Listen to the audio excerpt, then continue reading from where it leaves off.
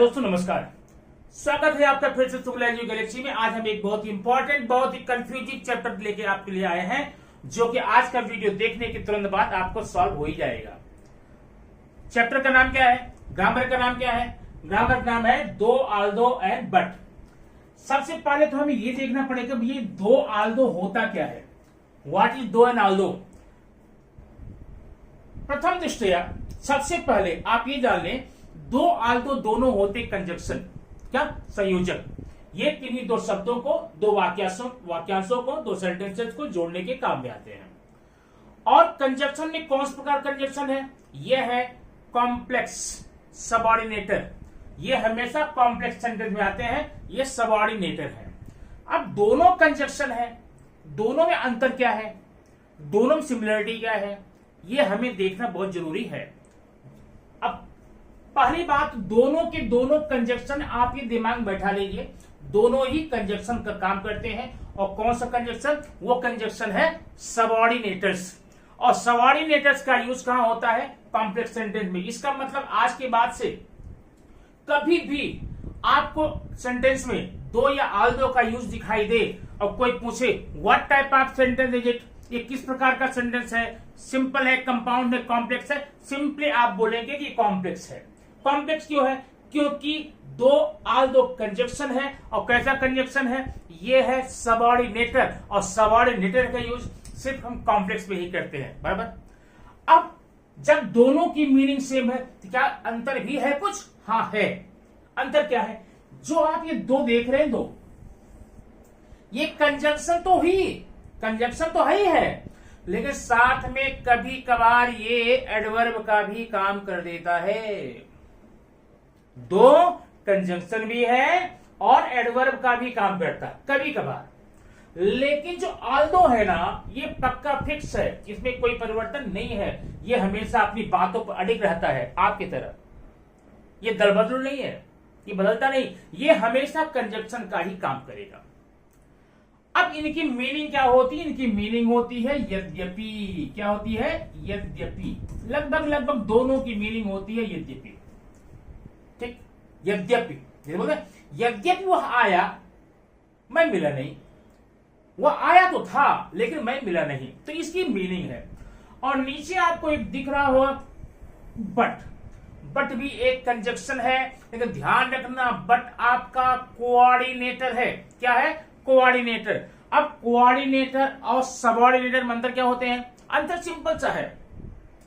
सबऑर्डिनेटर जहां पर होगा आप उस सेंटेंस को कॉम्प्लेक्स बोल देंगे, लेकिन जहां पर कोऑर्डिनेटर होगा या कोऑर्डिनेटिंग कंजक्शन होंगे उसको आप कंपाउंड सेंटेंस बोलेंगे। इसका मतलब किसी भी सेंटेंस में बट है तो वो सेंटेंस आपका कंपाउंड हो जाएगा, और किसी सेंटेंस में दो आल्दो है तो आपका कॉम्प्लेक्स हो जाएगा। पहली बात तो ये आप यहां से एक विचार करके ऐसी कंफ्यूजन दूर कर दीजिए। ये विचार कर लिए कंफर्म करके कि दो आल्दो वाले सेंटेंस को आप कॉम्प्लेक्स बोलेंगे और बट वाले कंपाउंड बोलेंगे। खैर, आज का चर्चा का विषय ये नहीं है। आज सिंपल कंपाउंड कॉम्प्लेक्स बात नहीं करने वाले, तो रास्ते चलते बता दी थोड़ी जानकारी के लिए। आज हमारा उद्देश्य है दो आल्दो बट में क्या अंतर, क्या समानता है, और इनको हम कैसे यूज कर सकते हैं। ठीक है, इनको यूज कब कहां करेंगे। अब ये सेंटेंस देखिए आपको सामने दिया गया है, दो शी रैन फास्ट, यद्यपि कि वह तेज दौड़ी, फिर कॉमा आपको दिख रहा है, शी कुड नॉट विन, जीत नहीं पाई, जीत नहीं सकी, वो जीत उसे नहीं मिली। अब इसमें आपको कहा जाएगा, क्या कहा जाएगा? रीराइट द सेंटेंस, ध्यान रखना, rewrite the sentence using but. आप सेंटेंस को रिराइट कीजिए, सेंटेंस को फिर से लिखिए बट का यूज करके। यही है ना? अब अगर ऐसा आ गया तो दोस्तों याद रखना, दुनिया का सबसे आसान, सबसे सिंपल ग्रामर ही होता है। क्यों? क्योंकि इसमें न टेंस की झंझट है, न स्पेलिंग की मिस्टेक होने डर है। सिंपल क्या करेंगे, जब भी आपको बट लगाने को दिया जाएगा आप इस सेंटेंस में यहां का पोर्शन निकालकर बाहर कर देंगे। ओके, अब सेंटेंस आप लिखेंगे यहां से, सी रैन फास्ट, सी रैन फास्ट। अब बस आप एक काम करें, जहां कॉमा है ना वहीं पर बट लगा देंगे। सी रैन फास्ट यहां हो जाएगा but she could not win, she rain fast, she could not win. अब इसकी मीनिंग क्या थी? पहले मीनिंग थी यद्यपि वह तेज दौड़ी लेकिन जीत नहीं पाई। अब क्या है? वह तेज दौड़ी किंतु वह जीत नहीं पाई। वह तेज दौड़ी किंतु जीत अब यहां पर किंतु परंतु पर आ गया, किंतु परंतु पर, पहले यद्यपि था। इस प्रकार से ऐसे ग्रामर में कभी भी आपको सेंटेंस में दो या आल्दो दिया हुआ है और आपको वहां पर बट का यूज करने को कहा जाता है तो क्या करेंगे? याद है ना, आप दो या आल्दो को सिंपली निकाल देंगे और जहां पर कॉमा है वहां बट लगा करके आगे का पूरा सेंटेंस जो का तो लिख लेंगे। आपका एक ग्रामर बढ़िया फसला तैयार हो गया। लेकिन कंफ्यूजन तो तब होती है कि मैंने आपको यहां पर क्या बोला है? मैंने बोला है यहां पे आपको कि आप बट को यूज करें। क्या करेंगे? बट को यूज करना है। तो जब भी बट को यूज करेंगे दो को रिमूव करेंगे, याद रखना। जब भी बट को यूज करेंगे तो दो को रिमूव करेंगे।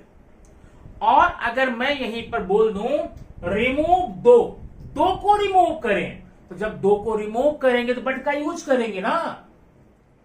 बट का यूज करना है तो दो को रिमूव करना है जा, और जब दो को रिमूव करना है तो आपको वहां पर बट का यूज करना पड़ेगा। इस प्रकार से आप देख सकते हैं यहां पर दो नाम है, ग्रामर एक ही है, आंसर एक ही है, लेकिन आपके एग्जामिनेशन में क्वेश्चन पेपर में ये दो नाम से आ सकता है। पहला क्या है?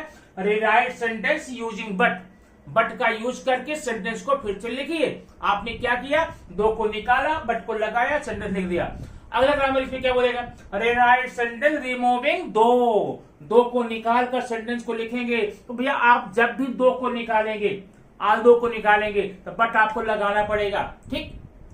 बट निकालेंगे, दो लगाएंगे, दो निकालेंगे, बट लगाएंगे, मतलब दोनों एक साथ नहीं रह सकते। क्यों?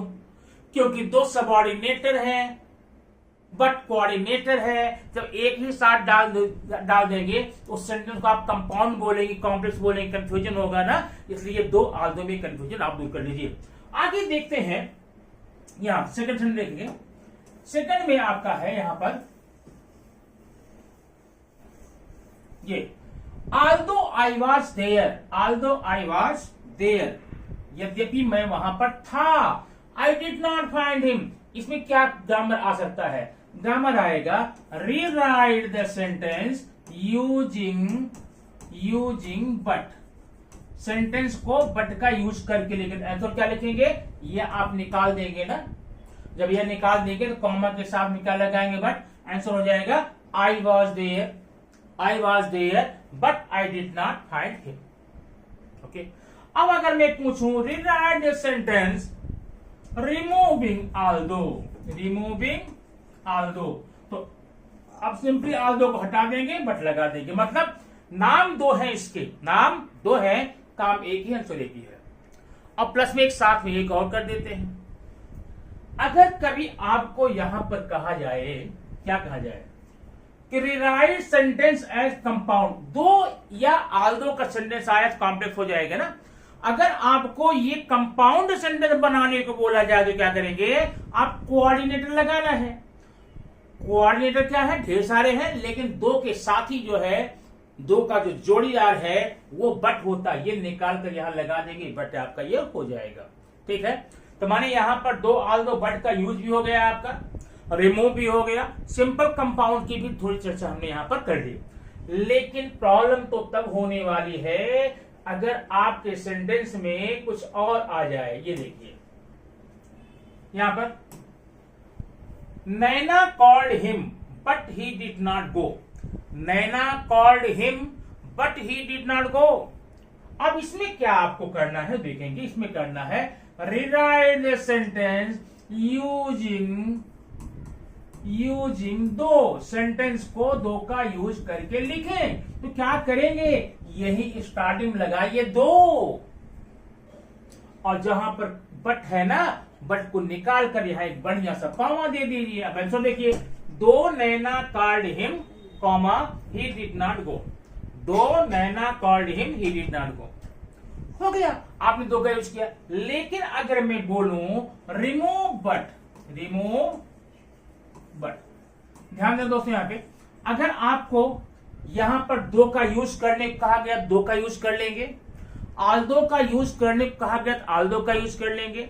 लेकिन अगर बट को रिमूव करना है, बट को हटाना है, तो आप यहां पर चाहे दो लगाएं और चाहे आल्दो लगाएं, दो के दोनों सही होंगे। ध्यान रखना, अगर दो का यूज करने को बोला गया, आप दो का यूज करें बट निकाल दें।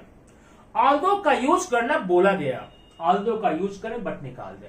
लेकिन यहीं पर अगर बट को रिमूव करने बोला गया तो बट तो आप रिमूव करेंगे, तो बट रिमूव होने के साथ साथ स्टार्टिंग में आप दो भी लगा के आ सकते हैं, आल्दो भी लगा सकते हैं। Both answer will be right and 100% right. तो ये रहा दो आल्दो की बीच की लड़ाई, जो आज यहां पर समाप्त होती है। दो आल्दो के बीच में कॉम्प्रोमाइज हो गया है, समझौता हो गया है, इनके युद्ध पर विराम लग चुका है। अब इस युद्ध को विराम देने के बाद में हम मिलते हैं फिर नेक्स्ट वीडियो में कुछ नेक्स्ट टॉपिक के साथ में। इंतजार कीजिए नेक्स्ट वीडियो का। Thank you very much for watching this video.